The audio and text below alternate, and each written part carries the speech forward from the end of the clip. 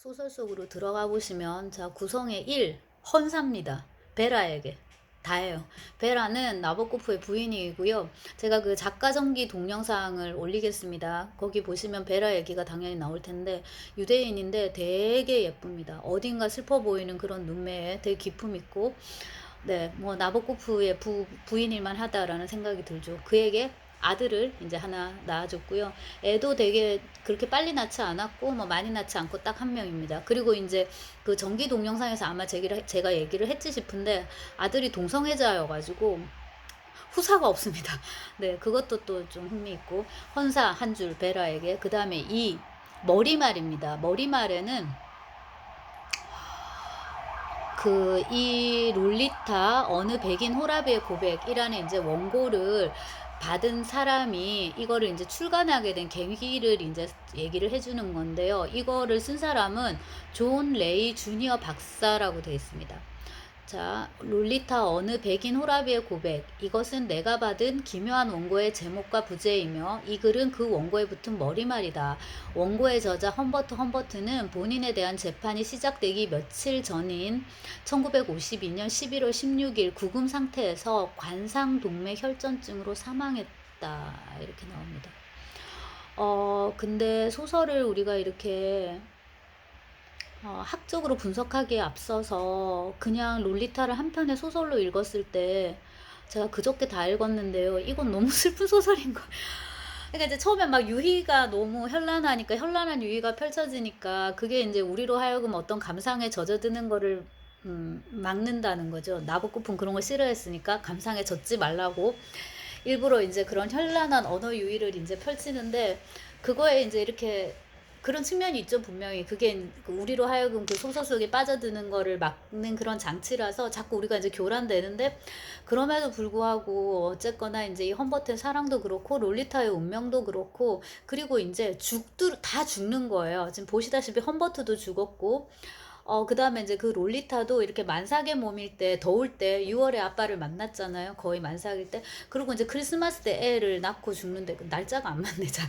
그러면 한두 달 뒤에 애가 나와야 되는데. 아무튼 이제 그래서 롤리타도 죽고, 아이도 사산하고 뭐 이런 이야기들인데, 그게 참 이제 슬픈 거죠. 근데 모두들 그때 죽을 거라고 생각 안 했는데, 이제 다 죽는 사람이 참 많은 소설입니다. 근데 죽었기 때문에 이 원고는 이제 출간 가능하죠. 자, 다시 머리말을 보면은 내가 어떻게 이 원고를 이제 받았고 이러저러한 경위로 출간한다라는 얘기가 하나가 나옵니다. 그러니까 이제 험버트의 변호사의 이름은 클래렌스 초트 클라크였는데 이거를 출간하는 존 레이 주니어 박사는 이 변호사의 그 조카이자 벗인가 그래요. 네. 제가 지금 이걸로 안 찍고 이거 노트북으로 만약에 찍으면 이 PPT를 띄우고 하면 좋을 텐데 지금 제가 노트북 보면서 지금 이거 찍고 있거든요.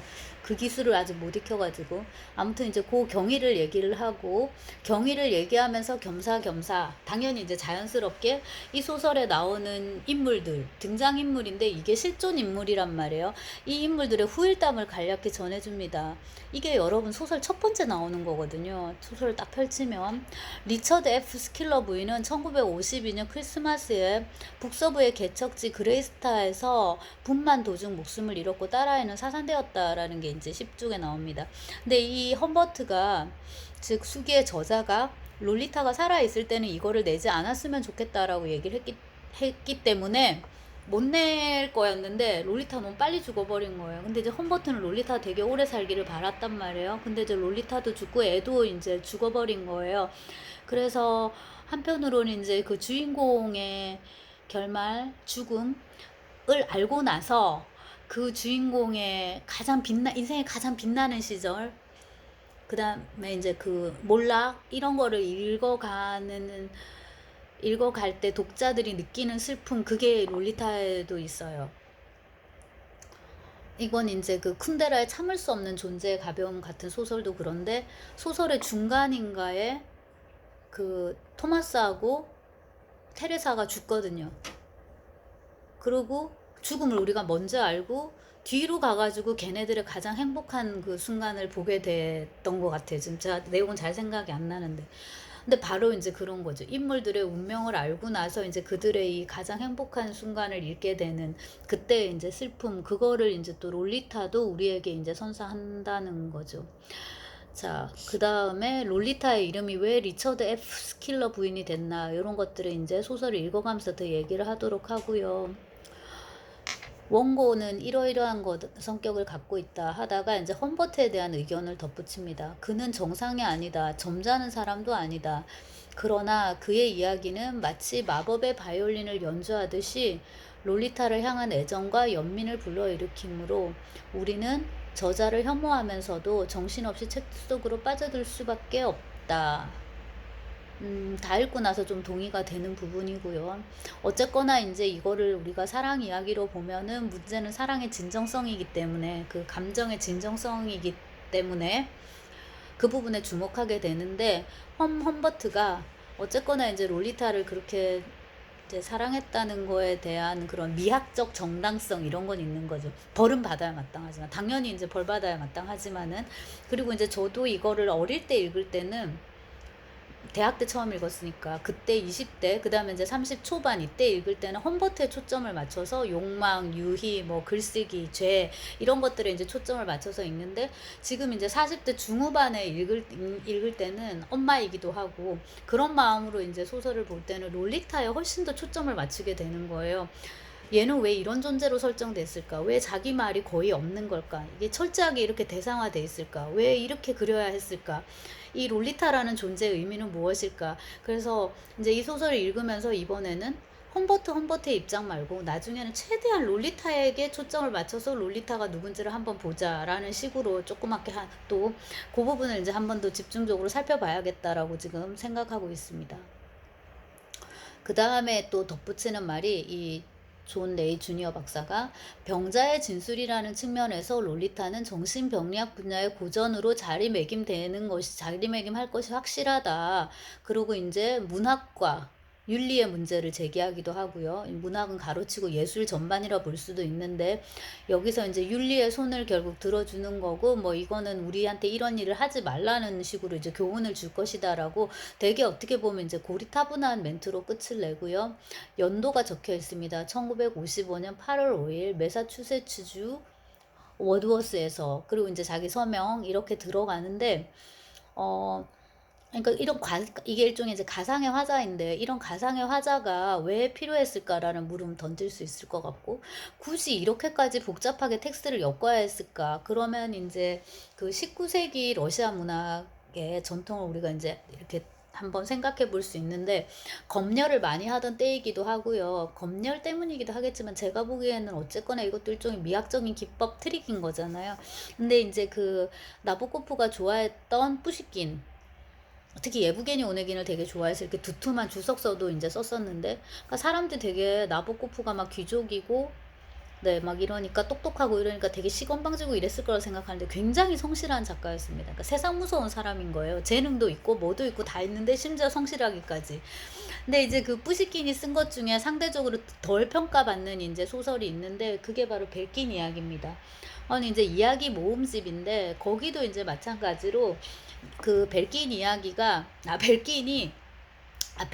남긴 이야기를 편집자가 쭉쭉쭉 모아가지고 이제 전해준다, 이런 식의 이제 구성을 취하고 있거든요. 근데 이제 나보코프가 그런 문화사적인 그런 흐름에 이제 합류함과 동시에 자기 나름으로는 뭔가 다른 의도가, 기법적인 그런 문체론적인 의도가 있지 않았을까 이제 생각을 해봅니다. 제가 이번 학기에 그것까지 답할 수는 없을 것 같고요. 자, 그 다음에 이제 요건데, 그게 이제 존 레이 주니어 박사하고 가장 핵심적인 게, 이거랑 이제 작가 나보코프를 사실 헷갈리면 안 되는데, 동의시하지 말라는 이제 그건데, 이게 그렇게 중요한 문제일까, 이 소설을 읽는데, 그런 생각이 지금은 듭니다. 근데 이제 옛날에는 저도 이런 기법적인 거를 되게 유심히 봤었기 때문에 왜 이랬나 이랬는데, 지금 보니까 또 그렇다는 거죠. 굳이 그게 그렇게 중요하냐. 자, 그 다음에 이제 세 번째 단계가 험버트 숙입니다. 이게 이제 우리가 지금 읽는 이 소설의 대부분을 이루게 되는데, 롤리타 땡땡 어느 백인 호라비의 고백, 제목이 이렇습니다. 여기서 네 가지를 꼽아볼 수 있는데, 하나는 이제 어느, 한 명. 그래서 이게 되게 유일하고 특이한 것이지만, 그럼에도 불구하고 이게 어떤 전형을 보여줄 수 있다는 측면이 있고요. 그다음에 제가 지금 이걸 원문까지 들여다볼 시간이 없어 가지고, 물론 이제 원어를 읽는다고 해서 뭐 영어로 된 거를 뭐 얼마나 잘 이해하겠냐마는, 근데 이제 찾아보진 않았는데 일단 이제 우리말 번역본만 가지고서 한번 보려고 합니다. 자, 두 번째는 어느 백인 호라비의 고백. 백인이라는 거가 이게 꼭 강조돼야 될까? 왜 이거를 강조했을까라는 생각을 한번 해봅니다. 그러니까 이게 만약에 백인이 아니라 다른 유색, 뭐 흑인이나 뭐 아시아 계열이나 뭐 히스패닉이나 뭐 라틴 뭐 이런 식으로, 뭐 유대인이나 심지어 이렇게. 그 다음에 세 번째가 호랍인데, 이게 두 가지를 갖고 있는 거잖아요. 그러니까 남자라는 성별에다가 싱글이라는 거, 특히나 뭐야 그냥 총각 이런 느낌하고 또 다르게 여자가 없다는 것이 하나의 이제 유표로 들어가 있는 거잖아요. 요것도 마찬가지로 좀 눈에 들어왔고요. 그리고 마지막에 들어가 있는 고백입니다. 어느 백인 호라비의 고백. 그래서 장르 문제가 여기에 이제 들어간다. 죄를 고백하고 참회하고 요런 이제 그 종교적인 전통이 여기 들어가 있고, 그 다음에 이제 앞서 말씀드렸듯이 그 도스옙스키 그 범죄 조서 죄아벌 이제 그 느낌이 들어가 있고요. 그 중간에 연결고리는 제가 이제 다른 작품들 하면서도 많이 얘기를 했는데 루소인 거죠. 장자크 루소의 고백 이제 그거고, 거기서 이제 문학적으로 그 형식을 좀 밀고 나가가지고 서간체로 풀어 쓴 게 신 엘로이즈인데, 이제 그런 여러 가지 문학사적인 전통이 이제 들어가 있다는 거. 그래서 작가가 특히나 이거를 지금 강조를 한 거잖아요. 고백이라고. 근데 자기 이 소설의 어떤 문학사적 입지를 이렇게 이제 잡아주는 거죠. 루소, 도스옙스키, 그 다음에 이제 이렇게 나보코프, 고백이라는 이 장르를 가지고. 그러니까 한편으론 이것도 지하인의 숙이라고 할 수도 있을 것 같아요. 그 험버트도 정신병원에 요양원에 계속 왔다 갔다 하고 너무 신경쇠약에 걸리고. 아무튼 이게 정상은 아닌 거지. 어린아이를 보고서 이렇게 탐한다는 게. 그 다음에 이게 이제 어린아이가 아니라 그냥 일반 성인 여성을 이렇게 이제 사랑한다고 해도 상대방이 싫다고 하는데 이렇게까지 막 매달리고 등등등 하는 거는, 이제 요즘은 우리 이런 거 싫어하잖아요. 스토킹이라고. 이거 지고주시만 사랑이라 하지 않습니다. 이거 완전 스토킹이니까.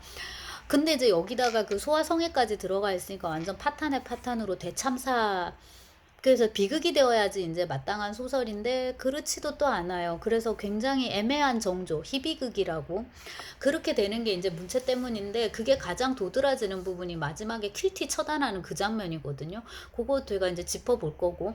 그래서 이제 이런저런 이제 복잡성, 그거에 앞서서 스캔들이 이제 된 거예요. 이 작품이 계속 그 소아성애 뭐 이런 것 때문에. 그래서 작가가 1957년에 요거 이제 글을 하나 씁니다. 요게 지금 우리가 읽는 번역본에 붙어 있어요. 작가의 말 땡땡 롤리타에 대하여 해서 더블데이 출판사라네요. 그러니까는 초판을 출판한 곳하고는 다른 출판사입니다. 거기서 이제 영감 형식으로 뭔가 이렇게 앵커 리뷰라는 책을 발행한 모양인데, 거기에 롤리타 발췌문이 상당 부분 실렸나 봐요. 그러면서 이제 작가가 해설을 붙이게 되는데, 요거는 나보코프 자신이 쓴 겁니다. 그래서 어릴 때도 재미있게 읽었고 제가 나중에 한 번 더 이제 짚으려고 합니다. 자, 그 다음에 이제 우리가 수기 부분으로 들어가는데요.